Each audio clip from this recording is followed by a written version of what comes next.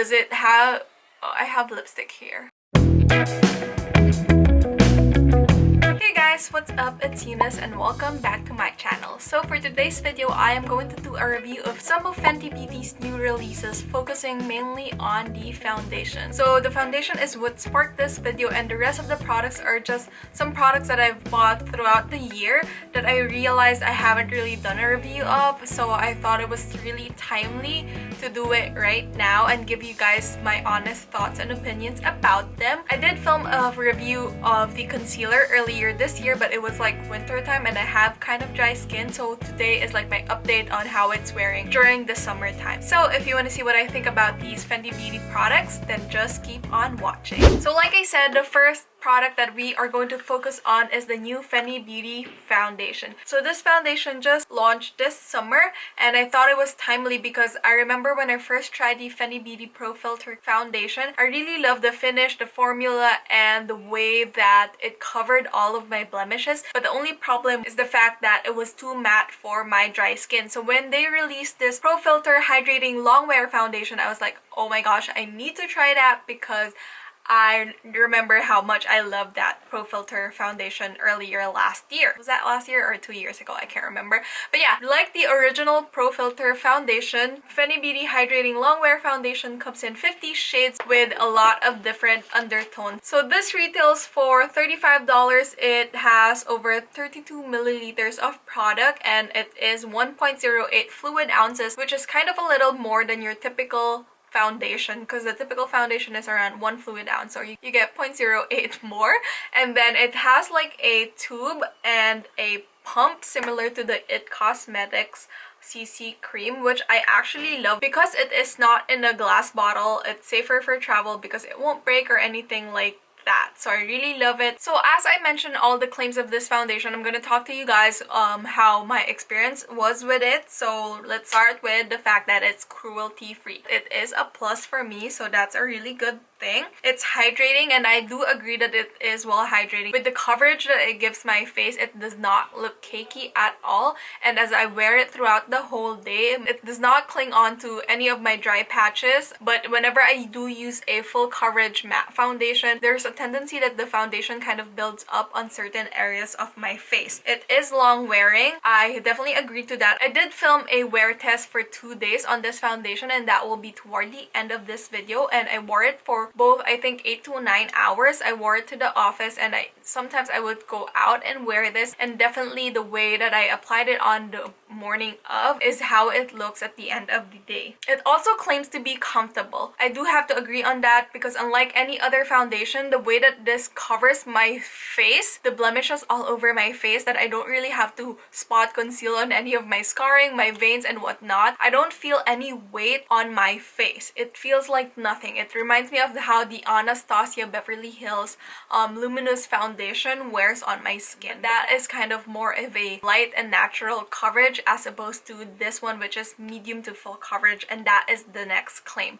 As you can see, when I applied it, it quickly blurred out any of my veins, any of my blemishes on my face, and like I said, it is buildable to full. It does not cake up at all. If you have dry skin, you can definitely wear this to like special occasions like that for a more full glam look. It has a natural finish that I'm not entirely sure, because when you look at my face, you can definitely see that I am wearing makeup, but it does not look cakey, matte, and drying. Because of the fact that it has a hydrating formula, it's gonna give you that radiant glow, but it's not too dewy. From my experience, I have dry skin and it doesn't look too glowy on me, so I would imagine that for someone who has more of like an oily skin type, it's not like radiant like it looks healthy and all, but it's not too glowy. Of course, I'm wearing highlighter on the high points of my face, and it does say that it is for dry skin, so if you have oily skin and you want to try this, just stick with the original Pro Filter formula, because this is really formulated for those of us who have dry skin, because it is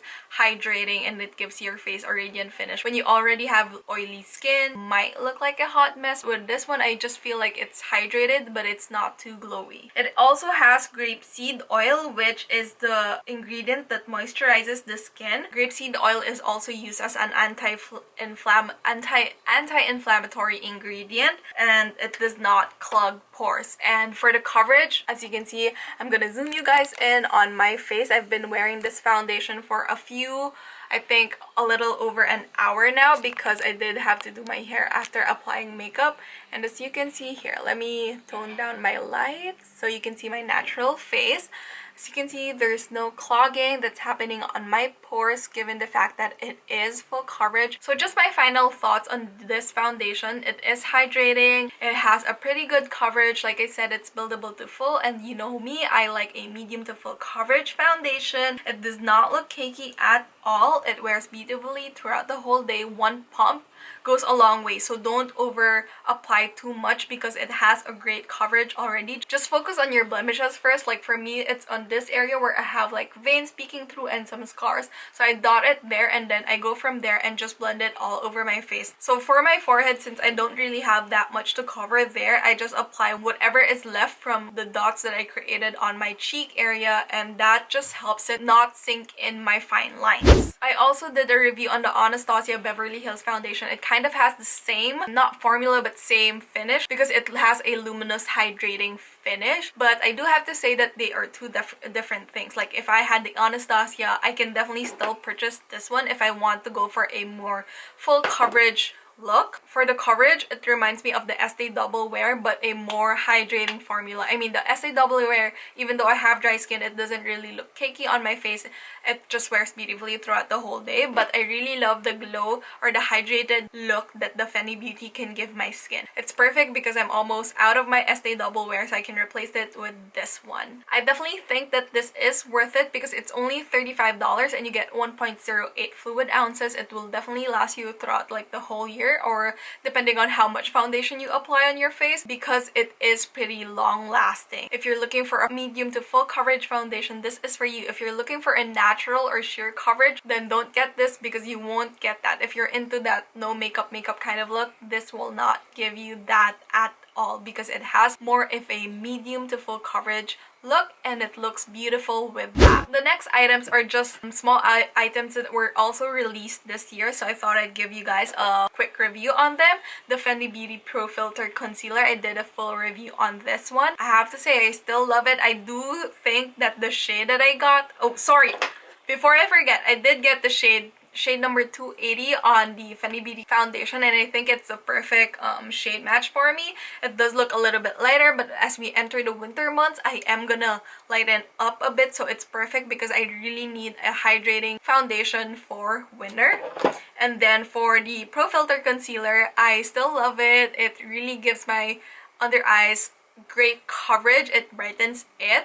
The only problem is I did get like a cool peachy shade. This is shade number 270, which is a shade lighter than my foundation shade, which I think once I've blended it out and finished off the rest of my makeup look, it looks fine. But if I am going to repurchase this, I am going to go for a shade that has more of a neutral undertone. Still love it. Like I said, for the summer months, it actually wears a lot better because I do have dry skin, so that oil from the heat of the sun just helps make this look a little bit more natural and not too matte on my under eye area. Next face product is this powder. This is the new Fenty Beauty Pro Filter Instant Retouch Powder. This is just a sample size that I got as a gift actually. So it is in the shade Honey, which initially I thought was too dark for my skin, but once I blended it out, I think it looks good. Will I purchase this? I definitely think it's a good powder. It's lightweight. I don't feel anything on my skin. Definitely not something that I would use for my under eye because like I said, it has more of a tinted darker shade. But I don't think I would purchase like a higher end powder just because I already am in love with my Maybelline Fit Me, and this is only $6, you guys. So it's good, but I don't know if I need like a high-end loose powder like this. Next up is the Fenty Beauty Sunstalker Instant Warmth Bronzer. So I really love the packaging of this bronzer, and I got this as soon as it launched earlier this year, I think around May. This is in the shade Island Thing. It is a little too light on my skin, but once I apply contoured, it is just the perfect amount of pigmentation to give my face a little bit of warmth. It gives my contour a little bit more of a natural look once I apply this. It's not the most pigmented in my opinion, but like I said, it's good enough. I wouldn't apply this on its own. I definitely would apply some cooler contour first and then put this on top, and that is the perfect contour and bronzer duo that I like. Next up is something that I honestly fell in love with super quickly. This is the Fenty Beauty Fly Liner, and this is in the Cause I'm Black shade, and this is just a sample size because I got it. I didn't really want to purchase the full size eyeliner at first because eyeliners that are high-end is something that I don't really tend to go for. I usually go for drugstore products, but I really wanted to test this out. I've seen a lot of good reviews about it, so I decided to get that Sephora favorites and then tried this on. Oh my gosh, it's one of the best eyeliners that I've ever tried. It's really beginner friendly because the tip is so thin, so it's easy to draw like a wing on your eyelid, and to tightline is super easy as well, especially when you have hooded eyes because you don't really have that much space to kind of have like a thick eyeliner on your lids. I wore this a couple of times now throughout the whole day and it does not smudge at all, which I super duper love. This one did not budge at all. So last but not the least is the Fenty Beauty Diamond Milk Gloss Bomb. This came out last year. I think I've already talked about this. I love it. A nice supple look. I apply it only in the middle of my my lips, and then I just feel like it gives it a little bit more something, like it gives it more dimension. Hurricane warning. Like I said, it just gives my lips a nice supple look. At first when I saw the glitters in this product, I thought, oh my gosh, I'm not gonna be wearing that every day, but I actually love it. It's not sticky at all and it wears beautifully. So yeah, that is it for today's video. I am curious to know what Fenty Beauty products you like, and if you did pick up the new foundation, did you like it? What do you think about it? And if you have any other foundation review suggestions, then do comment that down below. Well, if you have any other video suggestions for me, also comment that down below.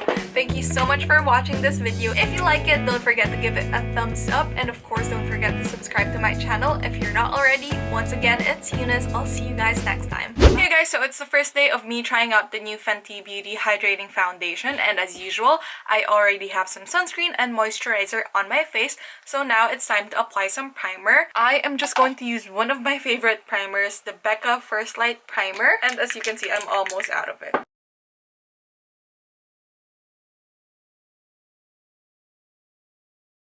So like I said, this is the first time that I am trying this foundation out.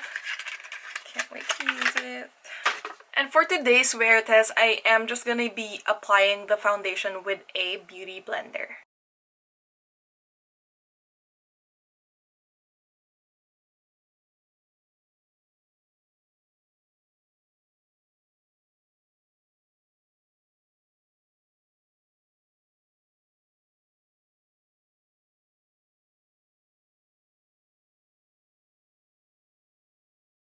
This is the side without any foundation, and here is the side with foundation. As you can see, it is still, even with the coverage, it blurred out a little bit of my veins right here. Actually, it blurred a lot. It's not as seen anymore. There's still some peeking through, but we are going to build this to full coverage. So I'm now going to apply a second layer and hopefully it doesn't cake.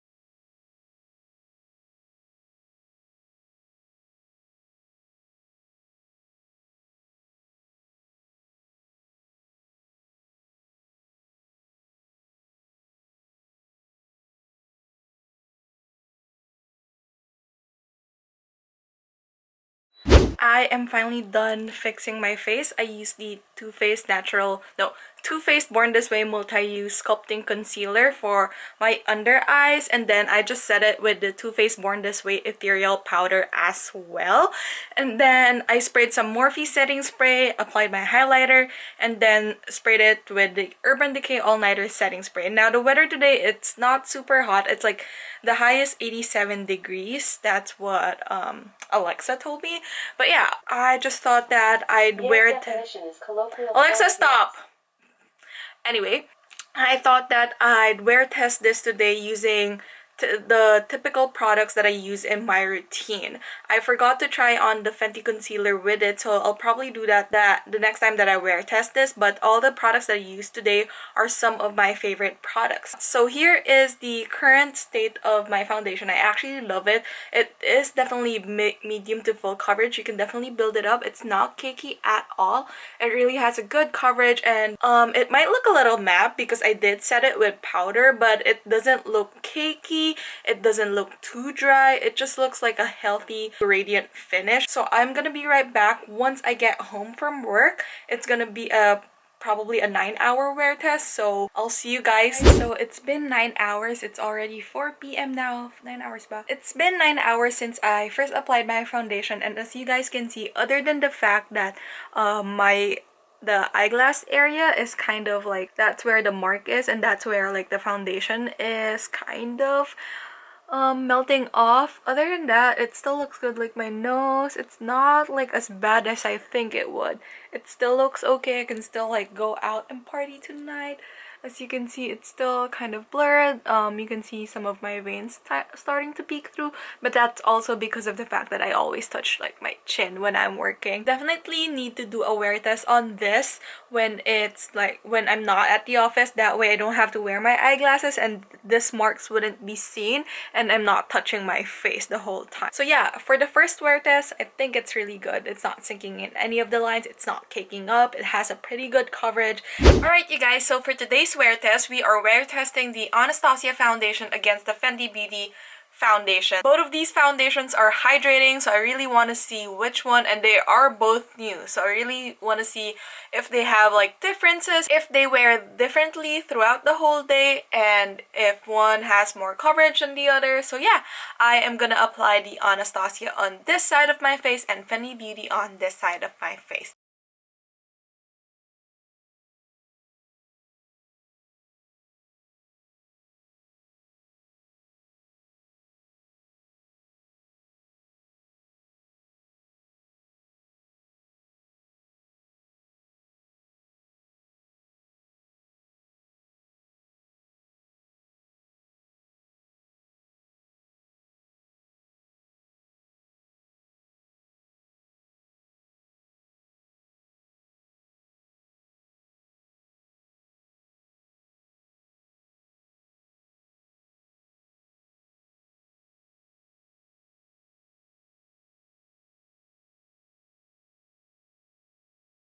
Okay, so I made a mistake of like going around with the same beauty blender after I blend in this foundation, but anyway, that doesn't mess it up anyway. That doesn't mess it up, I think. But right off the bat, I definitely think that Fenty Beauty has more of a fuller coverage as compared to the Anastasia. Anastasia has more of like a skin light, buildable coverage, while the Fenty Beauty is like really medium, like the far end, closer to full coverage. I didn't really have to build it up in the areas where my veins are peeking through. Both of these are just one layer, as you saw, but I did have to like kind of build up on the areas where I needed more coverage on the Anastasia side. On the shade, both of the shades that I got are neutral shades, and when I got my Fenty Beauty foundation, Fora Shade Finder told me that this is the closest shade match. It's not a perfect shade match, but it's the closest. So it's a little bit darker than my Anastasia, which I really don't mind, but on my face it kind of looks the same. So yeah, I'm gonna go ahead and apply some concealer and finish off the rest of my makeup, and I'll be right back to give you guys my initial thoughts on the comparison of both foundations. Hey guys, so I just finished putting on my I just finished putting on my makeup, and here is the Anastasia side. And you may need to like blend this a little bit. I didn't blend the powder that much. and here is the Fenty Beauty side. I can definitely see more coverage on the Fenty Beauty side. As you can see, no veins are peeking through as opposed to the Anastasia side wherein some of my veins on this area is peeking through. Other than that, both foundations look super smooth. As you can see, and glowy on my skin. So yeah, I'm definitely interested to see how this will wear throughout. Hey guys, so it is 4:40 p.m. It's almost 9 hours since I applied my foundation, and I'm here to check in with you guys to compare how Anastasia and Fenty wore throughout the whole day. As you can see, both still look good. They're still looking smooth. They're still on my face. They're not breaking up or anything. Like, my nose is looking fine on both sides, surprisingly. And I don't know. They both look the same. The only thing is, like I said, Fenty has more coverage. As you can see, no veins peeking through. Like, there's a little, but not too much as compared to like Anastasia right here. Like, this is fine, but right here, there's really nothing to say. Both of them wore beautifully. They're still on my face. They're really light. I don't feel any heaviness on my skin as well when I was like just working throughout the whole day. I didn't touch my face that much, but I do wear eyeglasses, so you might see that right here. But yeah, anyway, other than that, I think this concludes the wear test for Anastasia versus Fenty. Both of them are beautiful. If you're into like more skin-like and natural finish, I'd say go for the Anastasia. If you want more of a heavier coverage or more full coverage, go for the Fenty. So yeah, that is the comparison for these two foundations.